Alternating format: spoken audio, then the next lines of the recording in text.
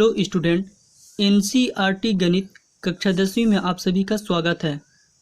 तो हम लोग अध्याय 1 यानी कि वास्तविक संख्याओं का लेक्चर इंट्रोडक्शन देख रहे थे।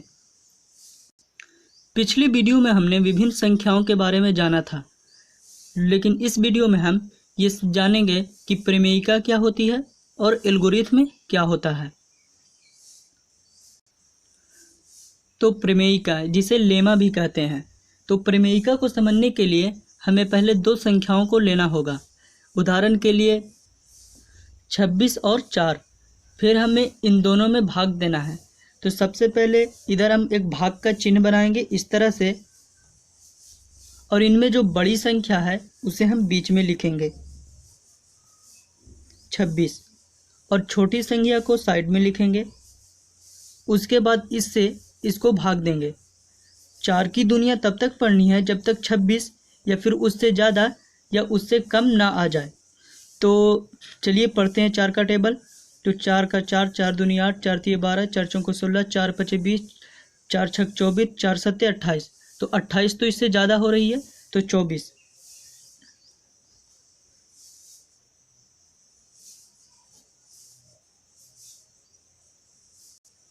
और इसे घटा देंगे। तो जब 26 में से 24 घटाएंगे तो कितना आएगा? 2 आएगा। तो अब यहाँ पर ध्यान से देखिए कि ये जो बीच वाली संख्या है इसे क्या कहते हैं? तो इसे कहते हैं भाज्य। इसे भाज्य कहते हैं। और ये जो साइड वाली संख्या जिससे हमने इस 26 को भाग दिया, इसे कहते हैं भाजक। तो जिससे भाग दिया जाता है उसे भाजक कहते हैं। और इस तरफ की संख्या जो हमारा जो 6 आया, इसे कहते हैं भागफल। जो भाग देने से हमें प्राप्त हुआ इसे कहते हैं भागफल। और जो नीचे की संख्या आई 2, ये जो शेष बचा, तो इसे हम कहते हैं शेषफल।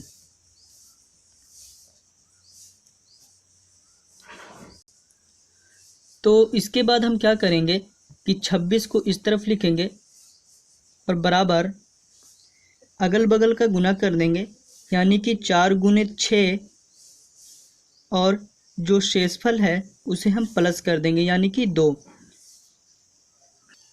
तो यहाँ पर आप देखें कि 26 बराबर 4 गुने 6 प्लस 2, तो 4 छक्का 24 प्लस 2 बराबर कितना हो रहा है? 26। तो ये इसके बराबर है। तो इसी को जो है, ये जो आया है, इसी को हम कहते हैं प्रमेयिका। क्या कहते हैं? प्रमेयिका। इसी को प्रमेयिका कहते हैं। और इस प्रमेयिका को किसने दिया था? तो यूक्लिड ने दिया था, इसलिए इसे हम कहते हैं यूक्लिड की प्रमेयिका। तो इस प्रमेयिका को किस गणितज्ञ ने दिया था? यूक्लिड ने। तो इसे हम कहते हैं यूक्लिड की प्रमेयिका। तो ये जो आया, ये जो आप देख रहे हैं अपनी स्क्रीन पर, इसी को क्या कहते हैं? प्रमेयिका कहते हैं। और इसे किसने दिया था? तो यूक्लिड ने दिया था, इसलिए इसे हम कहते हैं यूक्लिड की प्रमेयिका। अब मैं आपसे पूछता हूँ कि मान लीजिए मैंने दो संख्याएं ली, जैसे कि 21 और 5, 21 और 5, और इस तरफ ये भाग का चिन्ह दिया। तो 21 को कहाँ लिखेंगे? बीच में लिखेंगे, और 5 को इस तरफ नहीं, इस तरफ लिखना है, साइड में लिखना है। अब हम क्या करेंगे? 5 की दुनिया पढ़ेंगे, यानी कि टेबल। तो 5 के 20 4 बार में, और फिर इसे घटा देंगे। तो जब 21 में से 20 जाएंगे तो 1 बचेंगे। तो आप ये बताइए कि इसमें जो है भाजक कौन है? यानी कि भाजक जिसे हम भाग देते हैं वो कौन है? बताइए। तो भाजक ये है। तो आपका आंसर यही होगा। भाजक क्या है? ये। उसके बाद 21 क्या है?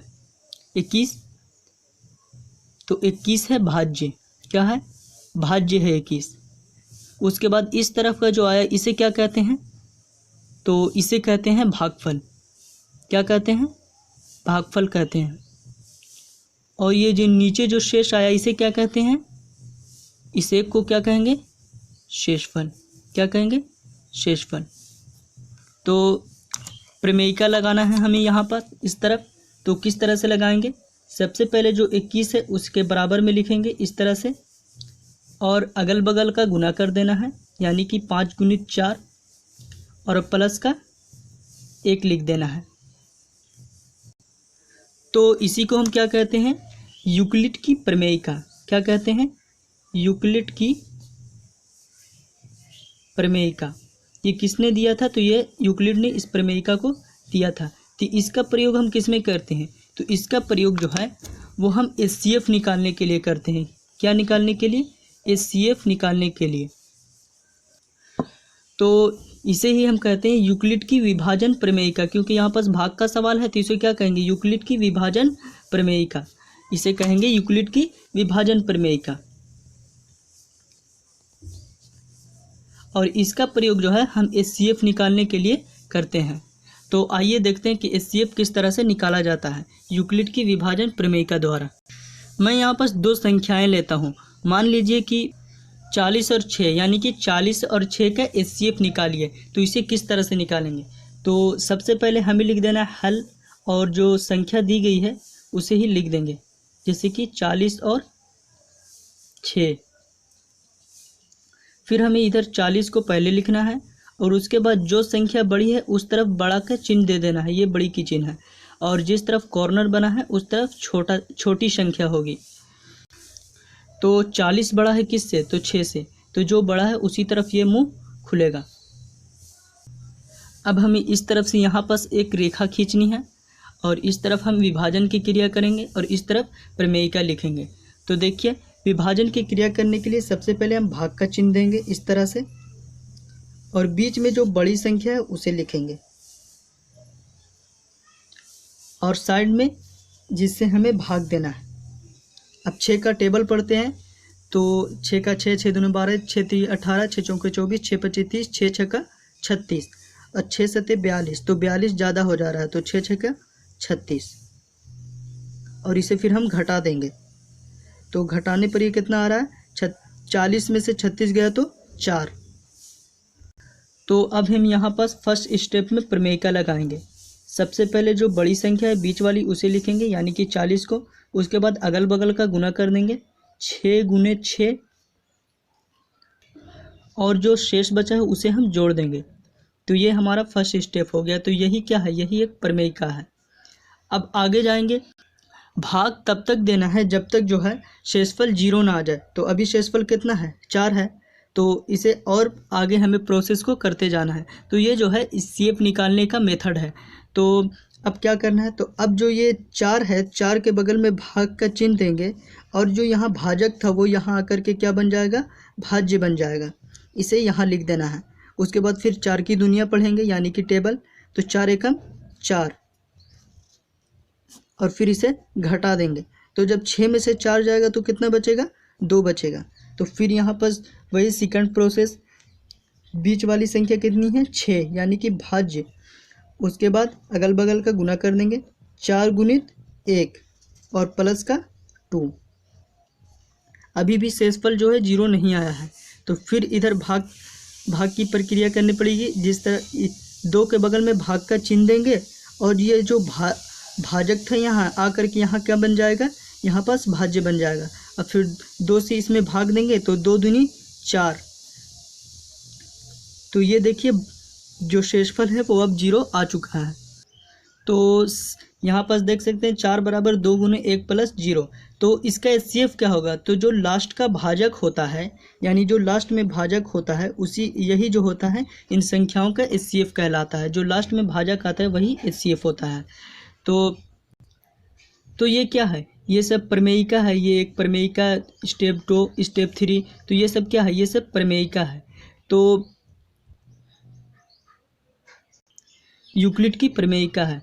तो इन सभी प्रमेयिका को यदि हम इस तरह से ऐसे मिला दें, तो इसी को जो है ये जो प्रमेयिका, ये जो first step, second step, third step, तो इसी को हम कहते हैं एल्गोरिथम। क्या कहते हैं? ध्यान से देखिएगा, इसी को कहते हैं एल्गोरिथम। यानी कि ये जो पूरी प्रक्रिया हुई प्रमेयिका की, जितना भी स्टेप आया, इसे संयुक्त रूप से ये जो पूरा देख रहे हैं आप, इसी को क्या कहते हैं? एल्गोरिथम कहते हैं। और यहाँ पास जो हुआ 40 और 6 का जो HCF होगा, 6 का HCF वो कितना हो जाएगा? वो हो जाएगा 2, क्योंकि जो लास्ट का भाजक होता है वही उन संख्याओं का क्या होता है? HCF होता है। तो ये जो संख्या है ये इसका HCF है, यानी कि 40 और 6 का HCF है। और इसे क्या कहते हैं? इसे एल्गोरिथम कहते हैं। अब हम इनकी डिफिनेशन देख लेते हैं। किसकी? तो प्रमेयिका और एल्गोरिथ्म की। तो सबसे पहले प्रमेयिका को देख लेते हैं। तो प्रमेयिका क्या है? यह एक सिद्ध किया हुआ कथन है। यह क्या है? यह एक सिद्ध किया हुआ कथन होता है जिसका उपयोग अन्य कथन को सिद्ध करने में प्रयोग किया जाता है। तो प्रमेयिका जो है यूक्लिड द्वारा एक सिद्ध किया गया क्या है? कथन है, और इसका प्रयोग हम अन्य कथनों को सिद्ध करने के लिए करते हैं।